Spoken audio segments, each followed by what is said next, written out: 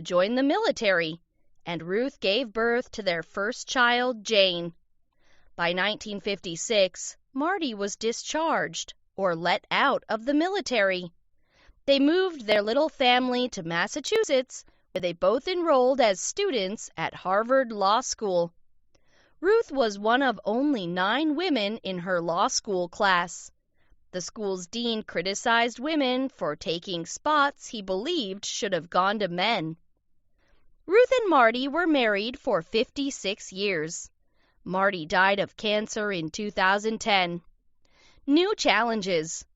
Ruth didn't give up in the face of harsh attitudes toward women. Instead, she went on to excel in all her classes. She also became the famous Harvard Law Review's first female member. During all this, Ruth continued to take care of her family, too. Marty was diagnosed with cancer while he and Ruth were at Harvard. He had to undergo serious treatment, and he was slow to heal. Not only did Ruth tend to her husband's needs while he was sick and recovering, she went to his classes, took notes for him, and helped type his papers. Marty eventually recovered and graduated. The family then moved to New York City, where he worked at a law firm. Ruth chose to continue her studies in New York City. Ruth was the first woman to be a part of the Harvard Law Review. This organization, which publishes a law journal, is made up of some of the brightest students at Harvard Law School, shown here. New York. When Ruth and her young family moved to New York City, she transferred to Columbia Law School. At Columbia, she was again selected for the school's law review, and she graduated first in her class in 1959. Even though Ruth excelled at just about everything she did, she still faced gender discrimination as she started to look for work after graduation. Ruth worked as a law clerk for a judge named Edmund L. Palmieri from 1959 to 1961. In 1963, Ruth began working as a law professor at Rutgers University in New Jersey. She remained there until 1972, when she transferred to work at her alma mater, Columbia. Ruth became the first tenured female professor in Columbia's history. Ruth worked there until 1980.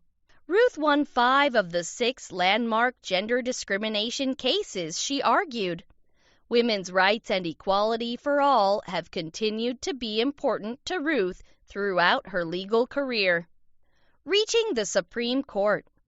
In 1980, President Jimmy Carter nominated Ruth to the United States Court of Appeals for the District of Columbia Circuit. On June 30, 1980, she was sworn in, and Marty moved with her to Washington, D.C. Before long, Ruth became known as a centrist. She tried not to interpret the law through one set of political views. Ruth was the kind of independent thinker her mother wanted her to become. In 1993, President Bill Clinton needed to fill a spot on the Supreme Court after Byron R. White stepped down. He nominated Ruth as Associate Justice of the Supreme Court to fill White's seat.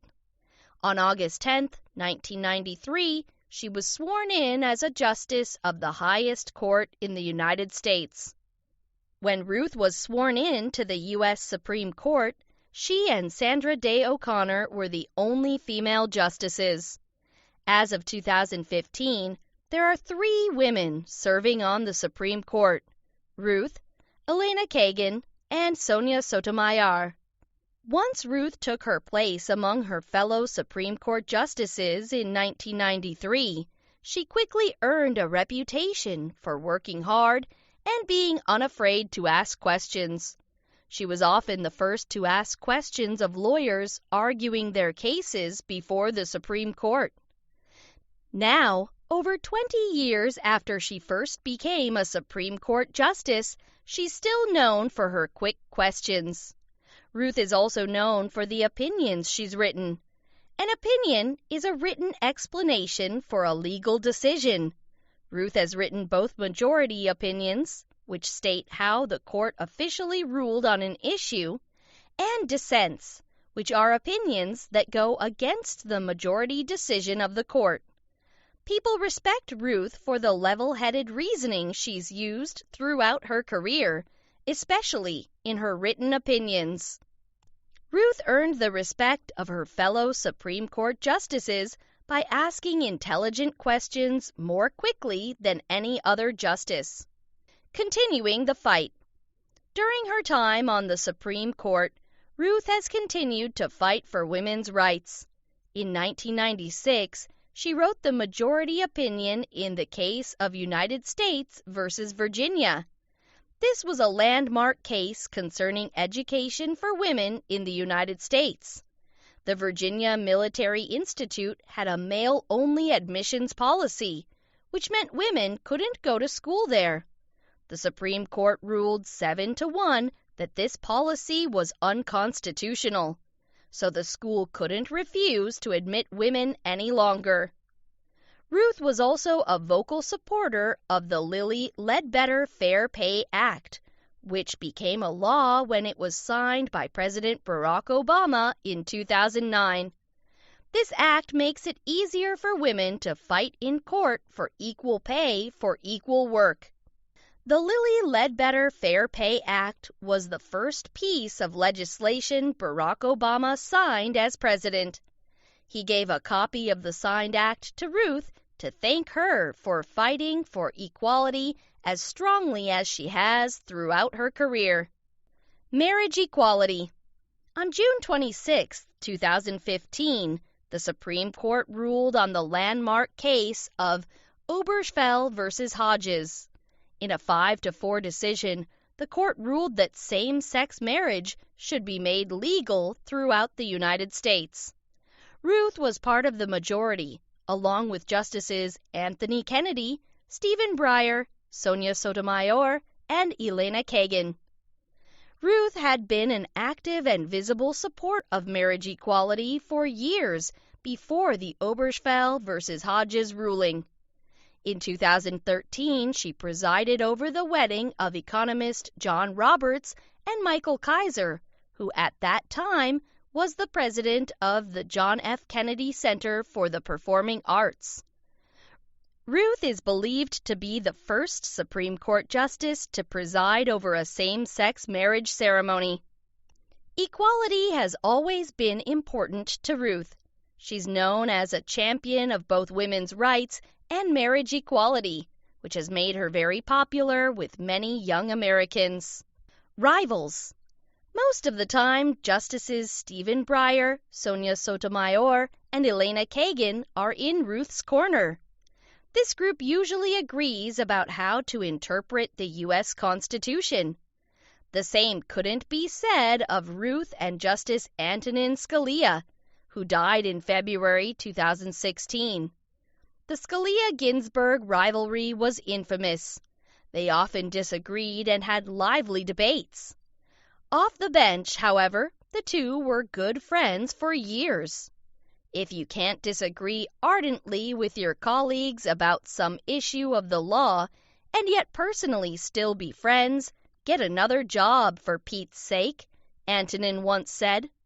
He and Ruth often took vacations together, and they spent New Year's Eve together every year. They liked and respected each other as people, even though they had different opinions about the law and the U.S. Constitution. Ruth and Antonin proved that you don't always have to agree with your friends about everything to enjoy their company. Her own style. Ruth has many interests beyond the law. She enjoys sailing. Ruth also loves going to the opera. She's been spotted at opera performances everywhere from New York to New Mexico. In fact, she's spent many summers in Santa Fe, New Mexico, because she's such a big fan of their opera company. Besides having a sharp mind and an ear for opera music, Ruth has a flair for eye-catching fashion. When she's not on the bench, she often wears bright, interesting clothes from around the world. Ruth is also known for wearing long gloves or shorter lace gloves. Even when she's on the bench, she might wear a lace collar over her black robe. She's also been known to wear big earrings to make a bold fashion statement. Ruth started wearing gloves while being treated for colon cancer in 1999. They helped protect her from germs that could make her sicker. Now she wears them because she likes the way they look. Small but mighty. Ruth is just over 5 feet, 1.5 meters tall. She moves slowly, eats slowly, and speaks with so many pauses that listeners aren't sure if she will continue. However, she's also known as a very strong woman. Not even cancer could stop her from working. In 1999, Ruth went through treatment for colon cancer, and in 2009 she was diagnosed with pancreatic cancer. In both cases, Ruth never missed a day on the bench.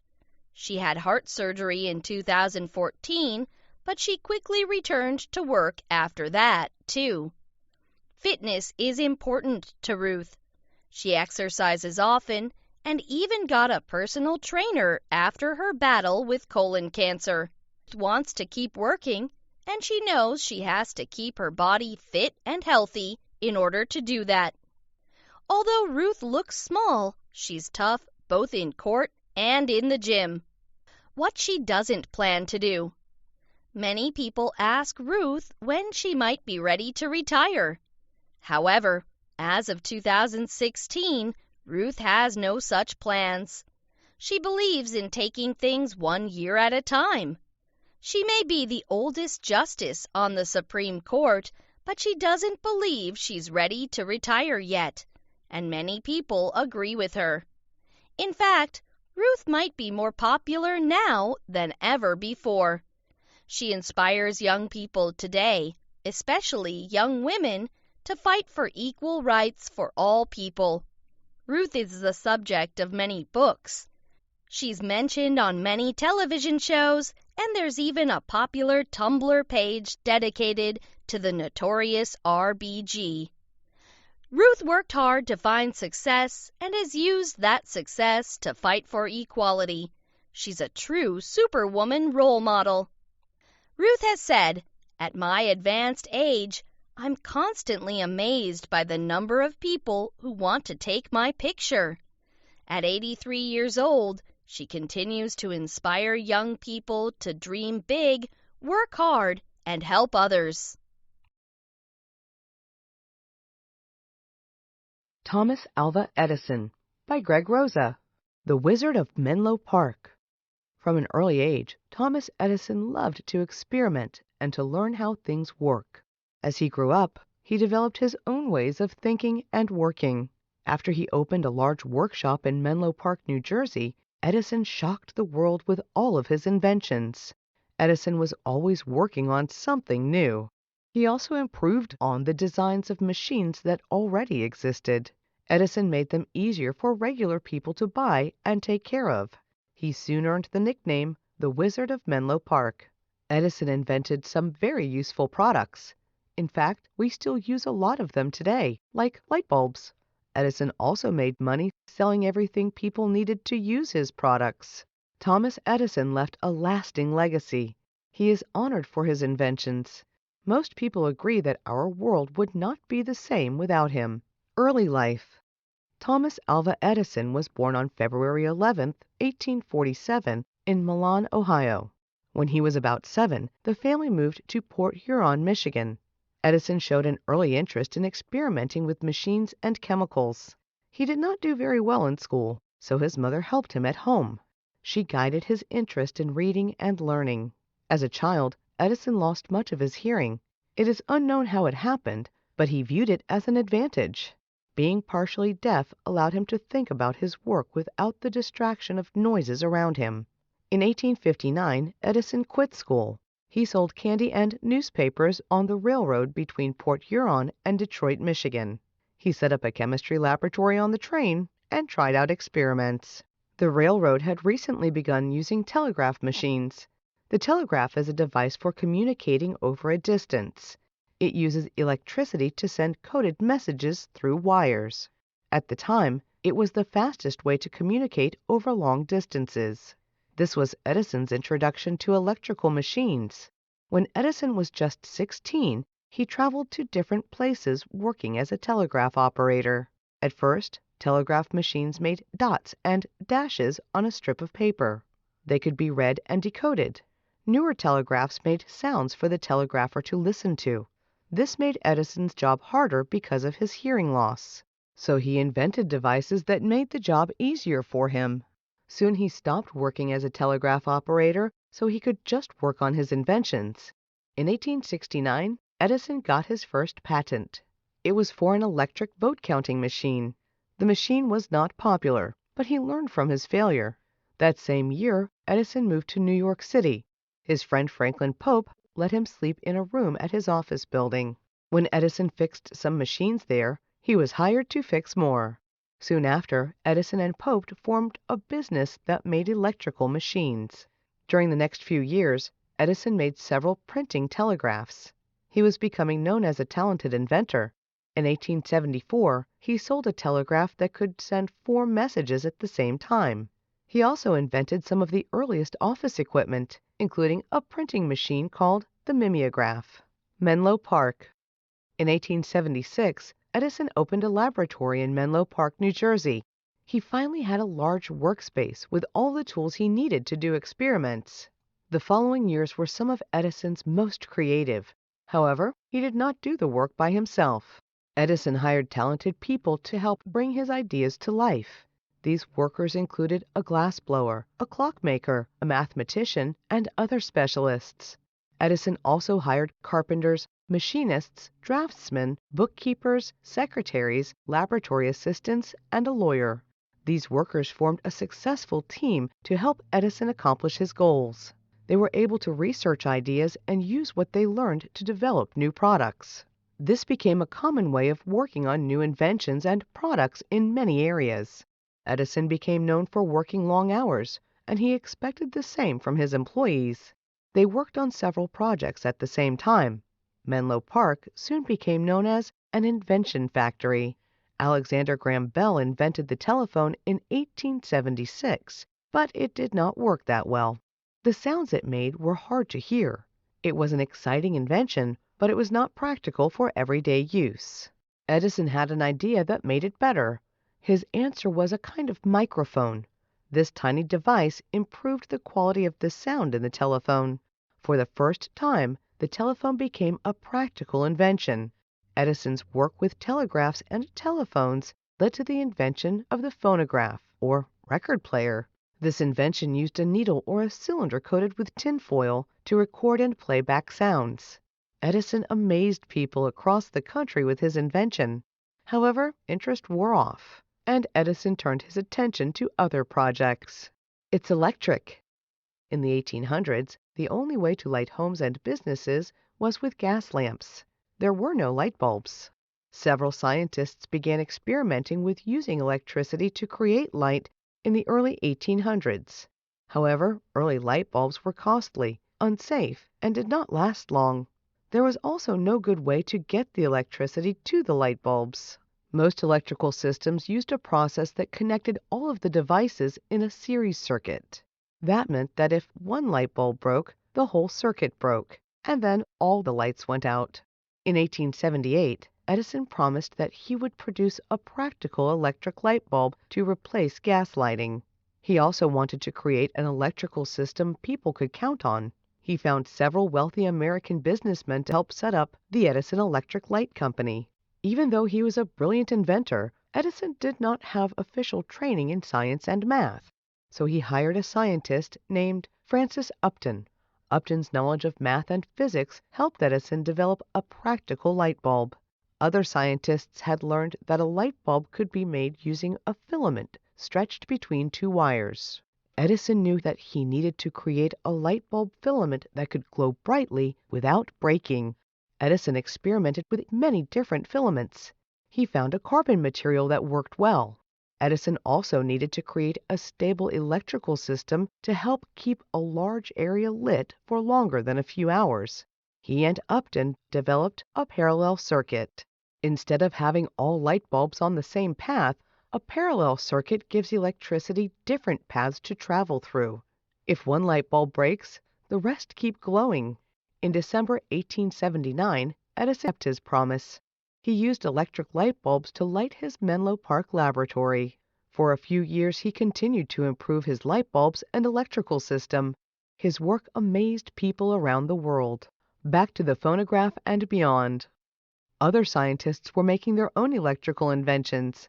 In the early 1880s, a Serbian scientist named Nikola Tesla came to the United States. He worked for Edison, but they argued about electricity and electrical systems. Edison was convinced direct current, DC electricity, was best. DC electricity can flow in only one direction. Tesla left Edison to develop alternating current, AC electricity. AC electricity flows back and forth quickly. Tesla sold his ideas to another inventor named George Westinghouse. In 1893, Westinghouse was chosen over Edison to build a power plant in Niagara Falls, New York. The plant sent AC electricity 25 miles, 40 kilometers away to Buffalo, New York. Tesla and Westinghouse had won the war of currents. AC electricity is what comes out of the outlets in your home. DC electricity is still used in batteries and solar cells. In 1887, Edison opened a new laboratory in West Orange, New Jersey. As he continued to improve electrical lighting, he returned to the phonograph and made it better. The phonograph became a practical machine. Many people bought one. They also bought the products that went with it. Edison had created the recording industry. In 1888, Edison began working on a camera that could record motion using film. He also created a machine called the kinetoscope, which allowed people to view the film. Edison showed his new machine to an audience in 1891. Soon he opened theaters in New York City. Edison produced machines for the public to buy, and he sold everything needed to use them, including movies. Edison had helped create the motion picture business. In his later years, Edison was less productive. However, he developed an electric battery for cars. He also had a very successful cement company. Edison cement was used to make buildings, roads, and dams. It was also used to build Yankee Stadium in the early 1920s. Edison was still hard at work up until his death in 1931. He had been working on a new way to make rubber for car tires. Without Edison's hard work, our world would be very different today. Albert Einstein, ingenious physicist and father of relativity, by Alexandra Hanson Harding. Chapter 1. A Great Mind. Albert Einstein was one of the greatest physicists in history. Physicists are scientists who study matter, which makes up all physical objects. They study the forces, pushes and pulls, that act on matter. Einstein's ideas led to new ways of thinking about the universe. Einstein was born in Ulm, Germany in 1879 to a loving Jewish family. From his early childhood onward, it was clear that Einstein learned in a special way. His dreamy, stubborn personality did not fit with the strict German culture of the time. His need to do things his own way often got him in trouble. However, his unique mind produced thoughts that changed the world. In 1 year, he wrote 4 papers that changed physics forever. He won a Nobel Prize, the highest honor a scientist can receive, before he was 30 years old. Einstein experienced much turmoil throughout his life, but he continued to explore new ideas in physics until his death. Scientists still use his work to make new discoveries today. Chapter 2. Early Life. When Albert Einstein was still a baby, his family moved from Ulm to the bigger city of Munich. There, his father, Hermann, ran a factory that made electrical equipment. His mother, Pauline, ran the home. She passed on her love of music to Albert, and he played the violin throughout his life. He had a little sister named Maya, who was his lifelong friend. Young Albert did well at school, often earning top marks in his classes. However, he hated his strict school when he was older. His severe teachers did not appreciate Albert's creative learning style. One teacher said he would never amount to anything. When Albert was 15, his father's factory failed. The family moved to Italy, but Albert stayed behind in Germany to finish school. 6 months later, Albert left Germany because he could not stand to stay at his school. Albert fled to his parents in Italy. He spent a few months in Italy and then moved to Switzerland to finish high school. He began college courses in Zurich, Switzerland, in 1896. He also gave up his German citizenship that year. In Zurich, Einstein studied to be a teacher. He also met a fellow physics student, Mileva Maric. They fell in love. They wanted to get married after he graduated in 1900, but it took him a long time to find a job. Einstein studied advanced subjects on his own, so he often cut classes. That made some professors mad. They did not recommend him when he applied for jobs after graduation. It was not until 1902 that Einstein was able to get an acceptable job. He became a clerk in the patent office in Bern, Switzerland. Einstein married Mileva in 1903. Their children, Hans Albert and Edward, were born in 1904 and 1910. Chapter 3. Miracle Year. The job at the patent office provided Einstein with time to think about his ideas. These ideas led to a number of papers he wrote during this time. In 1905, at age 26, he published 4 major research papers in an important German physics journal. The papers changed people's view of the universe forever. For this reason, 1905 is called his miracle year. One paper was about the nature of light. Scientists already knew that light is a form of energy. They also knew it behaved like waves. Einstein showed that light also behaves like particles. He said that light is made up of separate packets of energy called photons or quanta. A single light particle, or photon, has 1 quantum of energy. This idea helped to form the radical new branch of physics called quantum physics. Quantum physics explores the tiniest bits of the universe and how they behave. Another of the 4 papers helped prove that atoms were real. The tiny particles called atoms are the basic building blocks of all matter.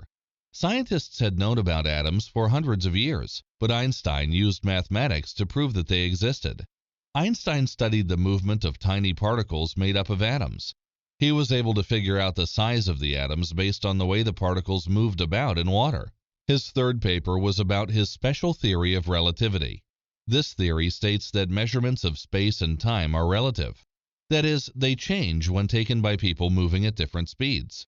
This idea was entirely new. The special theory of relativity also changed how scientists thought about energy and matter. His 4th paper was also about relativity. This paper was about the relationship of mass and energy. Mass is the measure of how much matter is in physical things made of molecules, such as water or rocks or gas. Einstein wrote the world's most famous math equation about it, E equals mc squared. The equation means that energy, E, equals mass, m, times the speed of light squared, c2.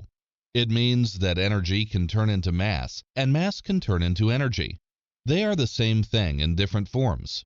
The equation also shows that a tiny amount of mass is equal to a huge amount of energy.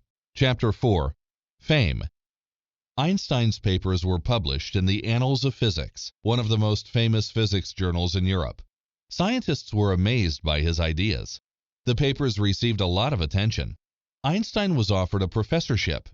He rose quickly in the academic world. In 1914, he accepted a job at the University of Berlin. It was one of the most respected schools in Europe for physics. That same year, Germany entered World War I. Einstein was a pacifist, which meant he was against using violence to settle problems. Einstein often spoke out against war. He wrote, "At such a time as this, one realizes what a sorry species of animal one belongs to." During this time, he kept trying to fix his theory of special relativity. It seemed too limited to him. It only worked in a world where movement did not accelerate. If a car was moving at 20 miles, about 32 kilometers per hour, it had to keep moving at exactly that speed for his theory to work. Einstein also realized he needed to add gravity to his theory. Gravity is a pulling force that works across space. According to his theory, matter pulls space and time toward it. For example, he found that time actually moves more slowly near large planets. Einstein completed what he called his theory of general relativity in 1915, but it was not until 1919 that other scientists could do tests that showed that his theory was right. After the positive results were officially announced, Einstein became world famous. Also in 1919, Einstein and Mileva divorced. Later that year, he married his cousin, Elsa Lowenthal. In 1921, Einstein went on a speaking tour. He visited the United States, England, Japan, and France. Everywhere he went, thousands of people gathered to hear him. In 1921, Einstein was awarded the Nobel Prize for Physics. Chapter 5. Einstein in America. In the early 1930s, the Nazi Party was taking over Germany. The Nazis hated the Jewish people. Albert Einstein, one of the most famous Jewish people in the world, became a target. The Nazis burned his books. They called his work a lie. In 1931, they published a book called 100 Authors Against Einstein. They threatened his life. In 1932, Einstein left Germany. He never returned. In 1933, he settled in Princeton, New Jersey, where he joined the Institute for Advanced Study. Einstein became an American citizen in 1940. During the 1930s, scientists began studying how energy could be released from atoms. Their studies were based on Einstein's famous equation E equals mc squared. The scientists began to work on a powerful new weapon that worked by releasing the energy stored in certain types of atoms. The weapon was called the atomic bomb. Einstein thought the Nazis were so dangerous that the United States should build an atomic bomb before the Nazis did. He wrote to U.S. President Franklin D. Roosevelt in August 1939 and told him so. In 1941, the United States entered World War II. By then, many scientists in the United States were working on building the first atomic bomb. Einstein was not invited. The government did not trust him because of his pacifist past. The United States dropped the first atomic bomb on Japan in 1945. After Einstein learned about the horrible damage it caused, he changed his mind again. He helped form the Emergency Committee of Atomic Scientists. This group fought the spread of atomic weapons. Einstein also fought for other causes, such as world peace and the civil rights movement. Einstein enjoyed life around Princeton. He took walks. He talked with friends about politics, religion, and physics. Einstein also discussed his search for what he called a unified field theory. He had started working on the idea in 1925. He hoped to explain how all of the forces of the universe fit together. When he died in 1955, his theory was still unfinished. Einstein's work continues to inspire scientists. Physicists are still working on his theory of everything. Walt Disney by Joseph Kampf. The Man Behind the Mouse. It is almost impossible to go through life without ever seeing something with the Disney name on it. Disney is everywhere. You probably know Mickey and Minnie Mouse, Donald Duck, Goofy and Pluto. You might have been to Disneyland in California or Disney World in Florida. Maybe you watch the Disney Channel on television or visit the Disney store at the mall. You might know every word to the song Let It Go from the Disney movie Frozen, or watched the Toy Story movies over and over again. What you might not know is that there is a real person behind all the cartoons, movies, and theme parks. Walt Disney is not just the name of a huge company. It is also the name of the person who started the Walt Disney Company. The man named Walt Disney created some of the most famous cartoon characters and movies in the world. Early years. Walt Disney's full name was Walter Elias Disney. He was born on December 5, 1901, in Chicago, Illinois. His father, Elias Disney, was a carpenter. Walt's mother, Flora, was a teacher. She left teaching to raise her family. The Disneys had 4 sons and 1 daughter. Walt was the youngest son. Walt's family moved to a farm in Missouri when he was very small. Walt loved life on the farm. He would ride on pigs and an old horse named Charlie. Walt's older brothers helped their father with his work. Walt and his sister helped their mother. Because there was so much to do on the farm, Walt did not go to school until he was 7 years old. After Elias became sick and could not run the farm, the family moved to Kansas City, Missouri. Elias took over a newspaper route, and made Walt and his brother Roy deliver the papers. Walt also got his first job as an artist in Kansas City. Each week he would do sketches for a barber. He was paid either 25 cents for the sketches or given a haircut. Walt learned to work hard as a young boy. He continued to work hard all of his life. But Walt did more than just work. He also loved to play and make people laugh. Walt always loved drawing pictures. He drew cartoon animals in the corners of his school books. When he flipped through the pages, the animals looked like they were moving. It did not take long for his teachers to recognize Walt's talent for drawing and painting. The Disney family moved back to Chicago in 1917. Walt went to McKinley High School. He took photos and drew cartoons for the school paper. At night, he studied drawing at the Chicago Academy of Fine Art. Walt wanted to be a cartoonist for a newspaper. When he was 16, he signed up to be an ambulance driver in France during World War I. From cartoons to a studio. Walt was almost 18 years old when he returned home from the war. In 1919, he decided to go to Kansas City to become an artist.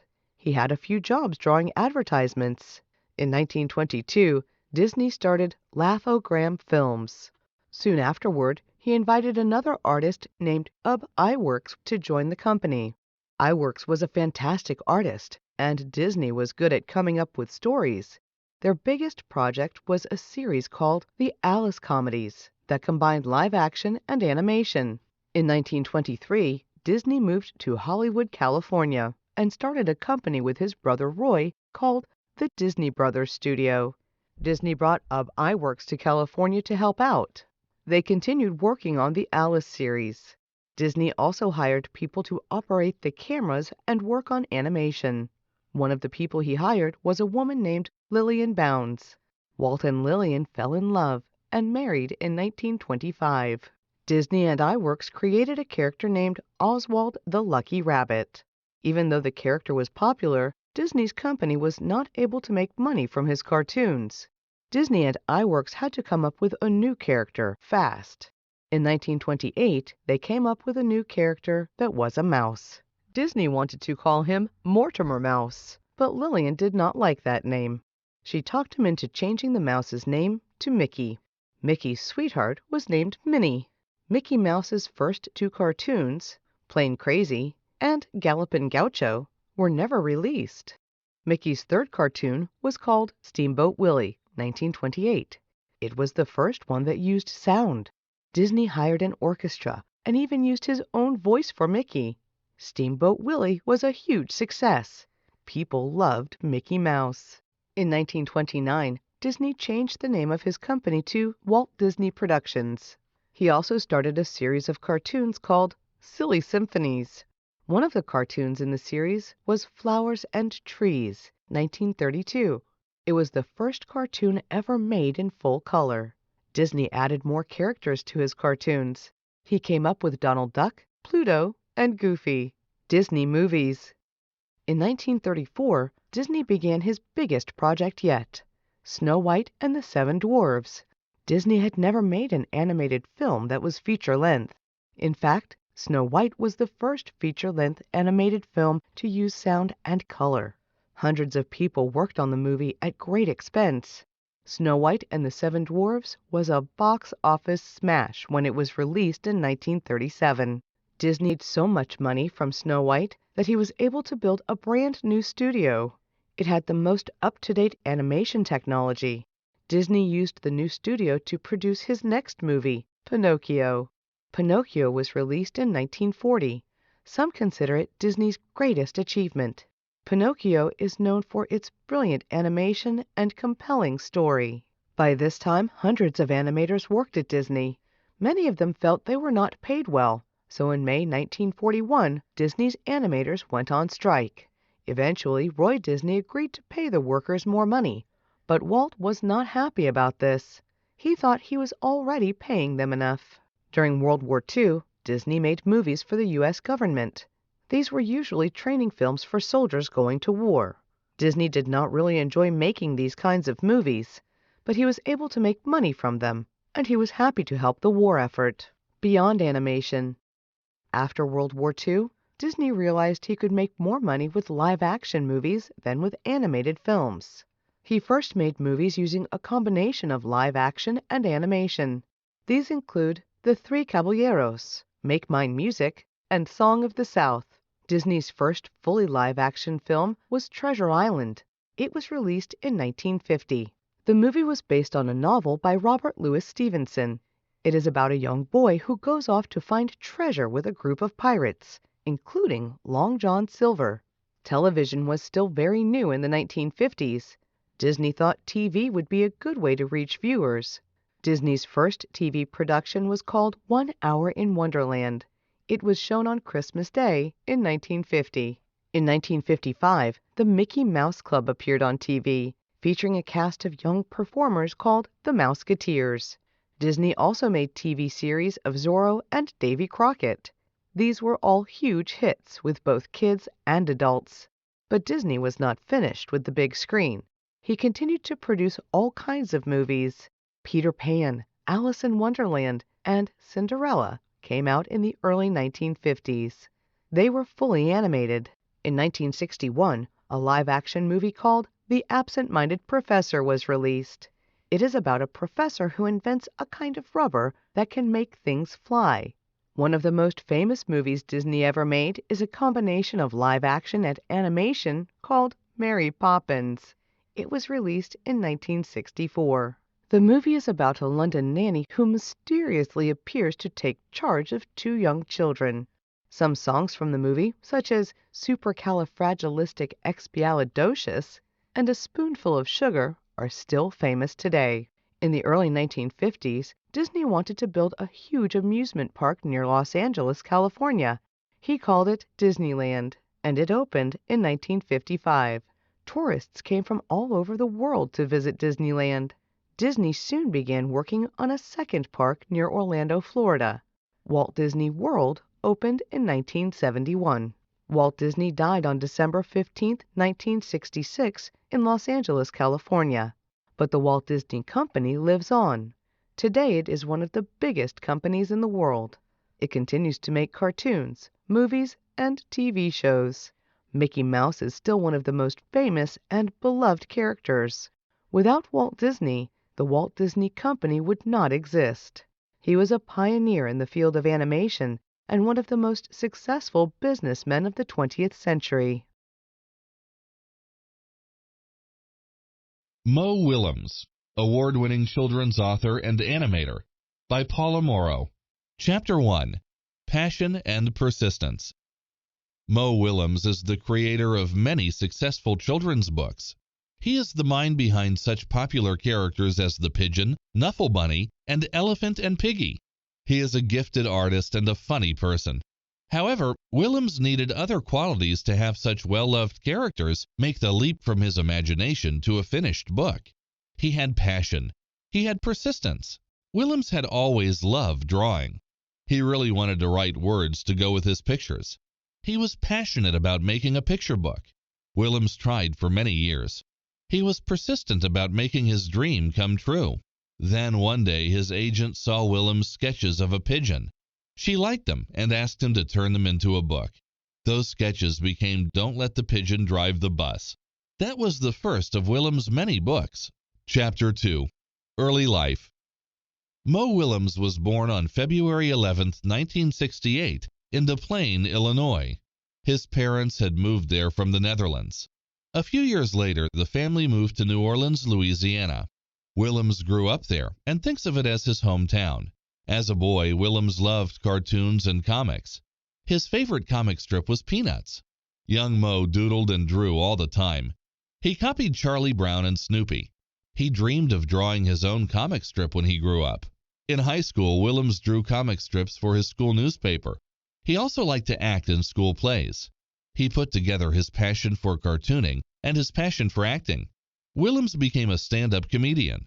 He wrote jokes to tell an audience. After he finished high school, Willems went to London, England. He spent the summer there doing stand-up comedy. He learned what people thought was funny. Willems then went to college at New York University. There he studied filmmaking. He soon realized that he wanted to focus on animation. When Willems finished college, he did not get a job right away. For a whole year he traveled by himself.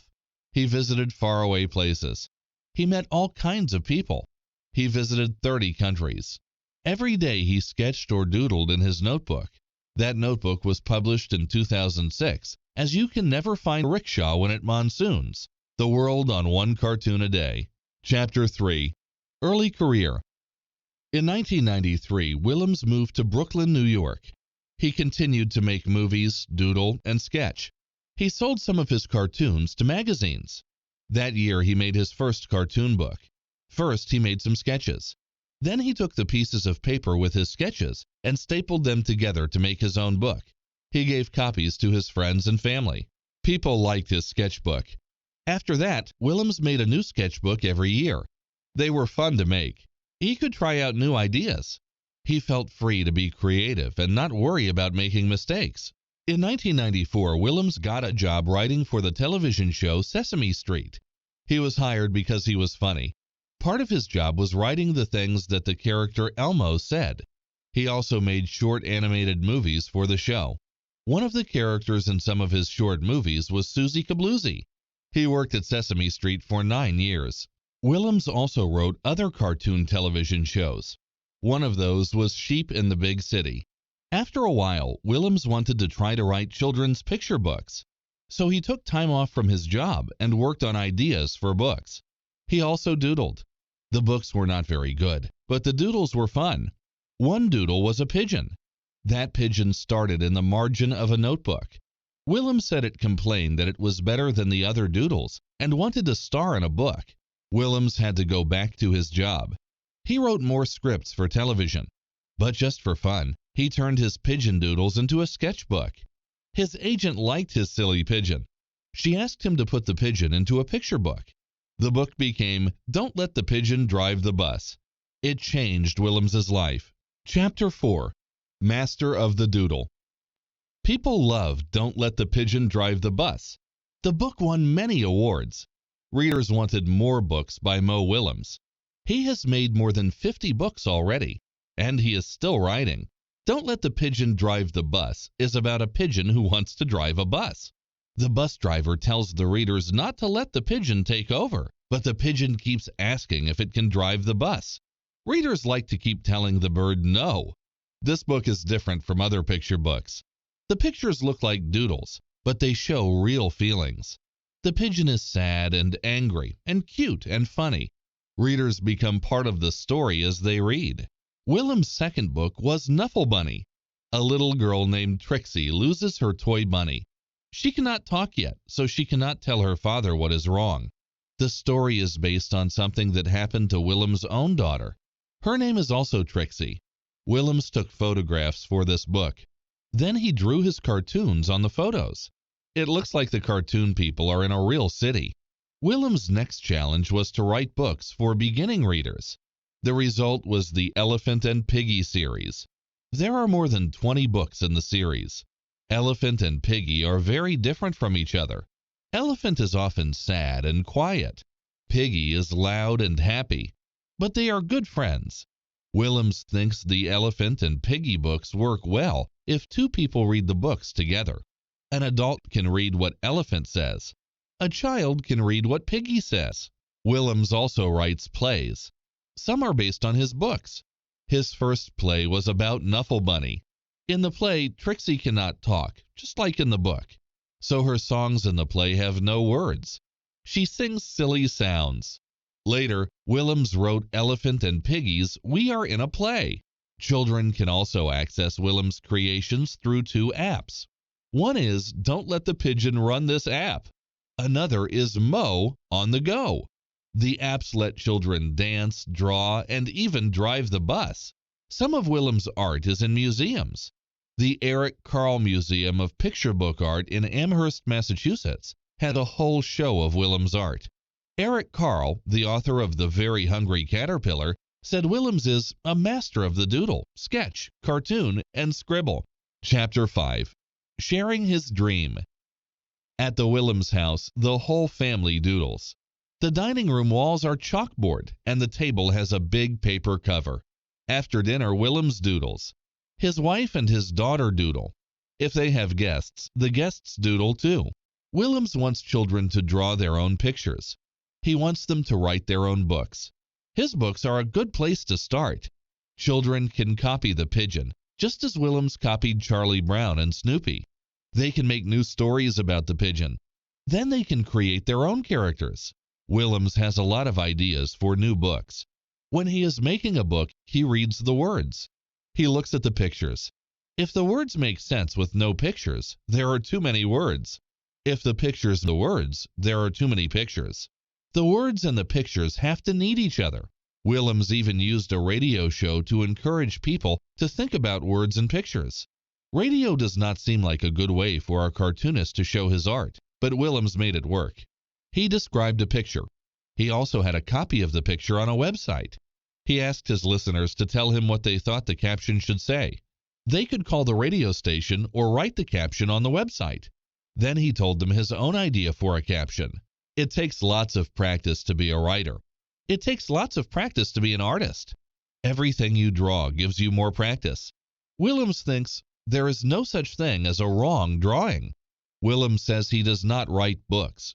He makes them. He says he is not an artist. He is a craftsman. An artist wants to make his audience understand him. A craftsman wants to understand his audience. Anne Frank, Heroic Diarist of the Holocaust, by Hope Lurie Kilcoyne. Chapter 1. The Most Famous Diary in the World. Anne Frank was a Jewish girl who lived in the years right before and during World War II. It was very difficult to be Jewish in Europe at this time. Though her world became frightening and dangerous, Anne remained a happy, funny, and smart girl. She did not survive the war, but many people came to know her through a diary that she kept during those years. Anna's parents gave her the diary for her 13th birthday. Anne began writing about her life, her plans, and her dreams. When her diary was later published, Anne became a person many readers could relate to. 6 million Jewish men, women, and children died during World War II. 6 million is such a huge number that it is hard to think about the individual victims. However, Anne's diary offers a connection to one of those victims. Her thoughtful diary, filled with stories and secrets, fantasies and fears, makes Anne come to life because it is the story of her life. The story becomes even more powerful because her life was cut short by the great evil that took over Europe in World War II. Chapter 2. What was the Holocaust? After the Nazi Party took control of Germany in 1933, Nazi leaders began to plan their invasion of other countries. In 1939, Germany invaded Poland. Poland's allies, Britain and France, then declared war on Germany, and World War II began. Germany continued to invade other countries. In 1941, the United States entered the war when Japan, Germany's ally, bombed Pearl Harbor, Hawaii. The United States, Britain, Russia, and other countries fought Germany, Japan, and Italy. Germany's leader, Adolf Hitler, hated the Jewish people. The Nazis captured millions of Jews in Germany and the countries that they invaded, along with other people they considered inferior. The end result of the Nazis' actions was the Holocaust. Many Jews and others were put into labor or concentration camps. Many in the camps were killed by guards or died from disease and starvation. Chapter 3. Escape from Germany to the Netherlands. Anneliese Marie Frank was born on June 12, 1929, in Frankfurt, Germany. Her parents were Otto and Edith Frank. Anne and her older sister Margot grew up just when anti-Jewish feeling was growing. After the Nazi Party came to power in 1933, Otto Frank moved to the Netherlands, a small country northwest of Germany. He opened an office in the capital, Amsterdam, in September. His family joined him shortly thereafter. Anne made new friends, some Jewish, some not, and both sisters attended public school. In May 1940, Germany invaded the Netherlands. All the Jews had to register their businesses. Later, they had to give up the businesses to Gentiles. Otto Frank signed over his company to his business partners. In 1941, the Germans began separating the Jews in the Netherlands from the rest of the population. Anne and Margot were no longer allowed to attend school with non-Jews. The Germans also started rounding up and imprisoning Jews in temporary camps. By 1942, all Jews aged 6 and older had to wear a yellow Star of David on their clothes. The star was a proud religious symbol, but the Nazis had forced it on Jews as a marker of shame to easily identify and exclude them. In the summer of 1942, the Germans began sending Jews to labor and concentration camps in other countries. Otto Frank, like many other Jews, made plans to hide his family. Chapter 4. Going into hiding. Being a teenager can be hard, but it can be even harder in wartime. The Franks received bad news on July 5, 1942, just after Anne turned 13. Margot, then 16, was notified that she had to go to a labor camp in Germany. Luckily, Otto Frank had been preparing some rooms upstairs from his office. This place would become the secret annex where they could hide from the Nazis. The day after Margot got her notice, the Franks went into hiding. Another Jewish family soon joined them, Hermann and August van Pels and their 15-year-old son, Peter. Fritz Pfeffer, another German Jew, arrived a few months later. In hiding, Anne turned to her birthday gift, her diary. Thinking of it as a friend, she even named it, Kitty. All her entries began, "Dear Kitty." Several of Otto's employees helped the Franks and the others in the annex. A woman named Miep Gies and others brought them food, supplies, and news of the outside world. The entrance to the annex was a door concealed by a bookcase. Miep and the few other employees were the only ones who knew about the annex. Life in the annex. For more than 2 years, the Franks tiptoed around during daytime. They feared that someone downstairs might hear them and betray them. Meanwhile, the 8 captives tried to lead as normal a life as possible. Anne, Margot, and Peter studied and did homework. At night, when the business shut down, they listened to the news on the radio. Anne told Kitty about the ups and downs of life in hiding. She was honest about the others and herself. Somehow, she held on to her optimism about the future and her belief in the goodness of people. She wrote, "In spite of everything, I still believe that people are really good at heart." Throughout 1944, the people in hiding became hopeful that the Nazis would be defeated soon. But on August 4, 1944, a group led by Karl Silberbauer, an investigator in the Gestapo, the German secret police, raided the annex based on an informant's tip. Anne and the rest were arrested and sent away. Eventually, they were taken to Auschwitz, Nazi Germany's largest death camp, located in Poland. While there, Edith Frank died of starvation. In October, Anne and Margot were taken from Auschwitz to the Bergen-Belsen concentration camp in Germany. The living conditions there were horrible, and they became sick, probably from the then often deadly infection known as typhus. Anne and Margot died in February or March 1945. Weeks later, on April 15th, British soldiers freed the camp's prisoners. Chapter 5. Anne's Diary, Her House, Her Legacy. After the annex was raided, Miep Gies found Anne's diary and other pages scattered on the floor. She took them all, hoping to return everything to Anne. Russian troops freed survivors at Auschwitz in January 1945, including Otto Frank. He spent 6 months making his way back to the Netherlands. It turned out he was the only survivor of their wartime hiding place.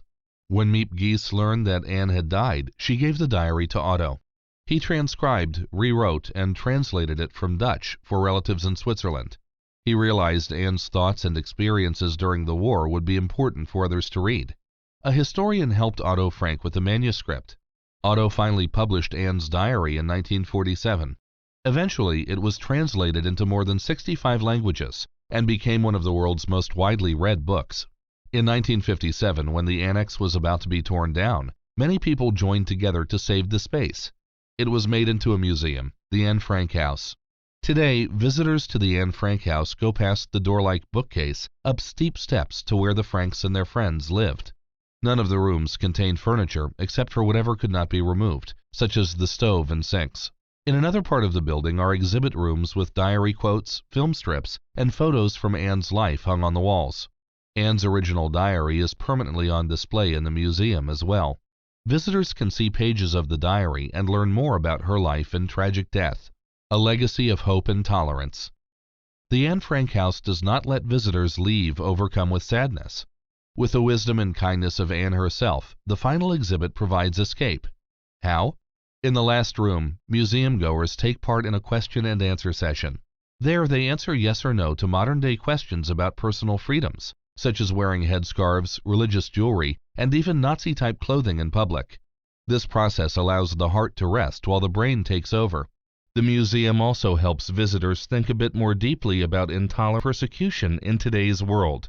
Many people around the world continue to suffer exclusion, mistrust, or hatred every day because they are different in some way from others around them. In some places, women and girls are not given the same rights as men.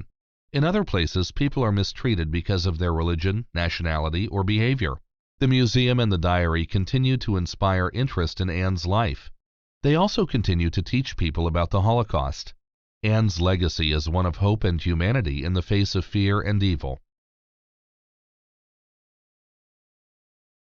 Let's Go Hiking by Suzanne Slade. Hiking. Hiking is going on a walk to explore your surroundings. You can hike across a flat meadow, through shade woods, or up a steep mountain. You can even hike across a noisy city. A hiking trip may last for an hour or a couple of weeks. Hikers have the freedom to choose the type of hiking trip that is right for them. People enjoy hiking because they often discover new things. Hikers also like to learn about nature. Many people hike because it helps them relax. Hiking is a great way to get exercise as you enjoy fresh air and the company of good friends. Preparing for your hiking trip. Before leaving for your hiking trip, you should spend time choosing a trail that is right for you. Some people like trails that are flat and smooth. Other hikers want a more challenging route. They prefer hiking over hills or across rocky terrain. It is important to consider everyone in your hiking group when you select an area in which to go hiking. Most state parks have hiking trails. State parks usually supply maps that show the length and difficulty of each trail. Park trails often have signs that help keep you from getting lost. Some trails will lead you to beautiful sights, such as rivers and waterfalls. Hiking gear. Your most important piece of hiking gear is a good pair of shoes or boots. Boots provide support and protection for your feet. Make sure to choose a pair that is not too heavy. Shoes with good traction and thick soles work well too. Buy shoes with cloth on top. Cloth keeps shoes light and allows sweat to escape. Make sure your boots or shoes are not too big or small. Footwear that does not fit properly will make your feet hurt and could cause a blister. Wear layers of thin clothing when you go hiking. If you get hot or cold, you can remove or add a layer to stay comfortable. If the weather report indicates the possibility of rain, take a raincoat along. Hitting the trail. If you have the proper gear, you are ready to hit the trail. Beginning hikers should choose marked trails.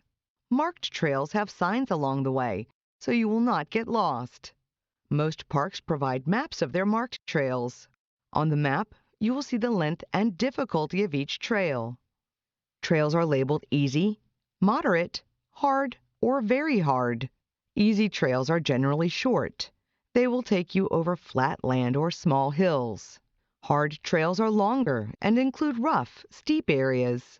If you are new to hiking, start with an easy trail and work up to more difficult trails. There are 3 types of trails.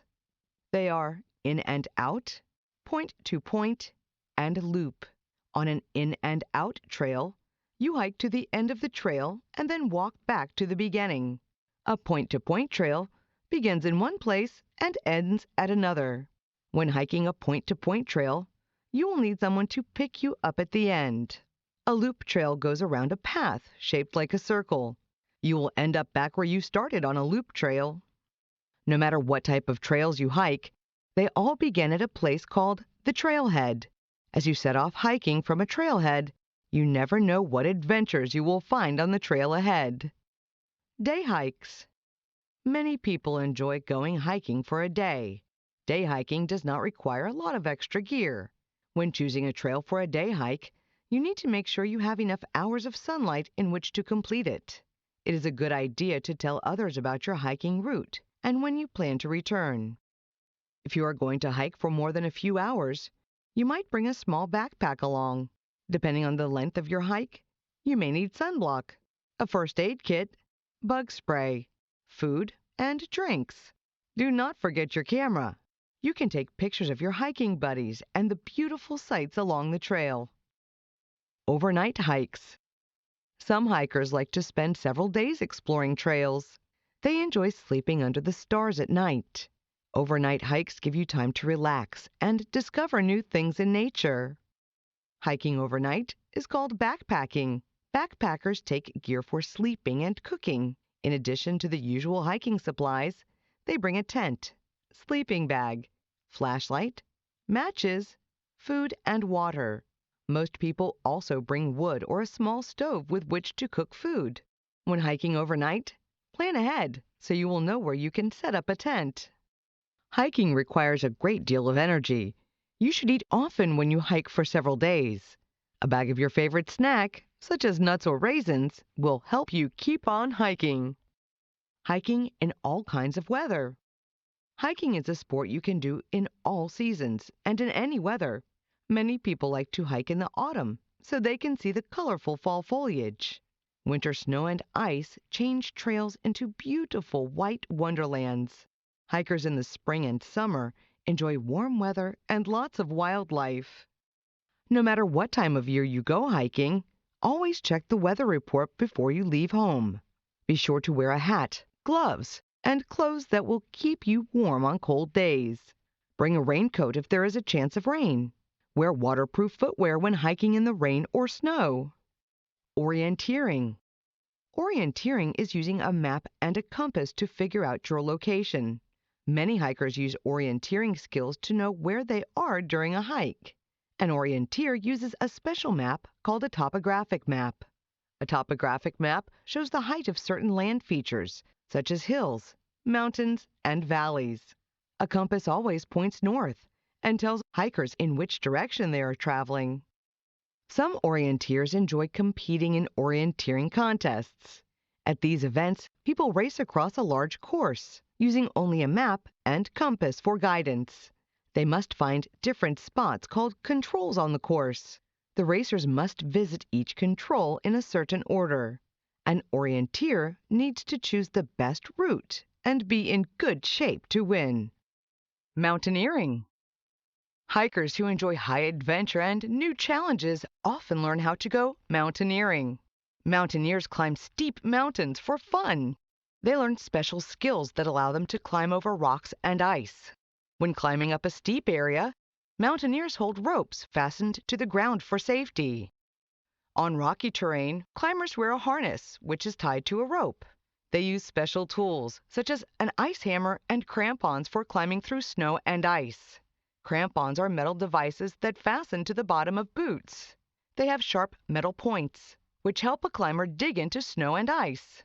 After a difficult climb, mountaineers are rewarded with breathtaking views from the top of a mountain. Popular hiking trails. One of the most popular hiking trails in the United States is the Appalachian Trail. The Appalachian Trail is 2,175 miles, 3,500 kilometers long. It stretches from Georgia to Maine and crosses through 14 different states. People can hike the Appalachian Trail on a short day trip or continue hiking on it for many days and hundreds of miles. It cuts through 8 national forests and is home to thousands of wild animals. On the West Coast, people enjoy hiking the Pacific Crest Trail, PCT. This 2,500-mile, 4,023-kilometer trail goes from Canada to Mexico. The PCT offers various hiking terrains, such as deserts, mountains, volcanoes, and rainforests. Favorite stops on this trail include Yosemite National Forest, Mount Rainier, and the Mojave Desert. Hiking and nature.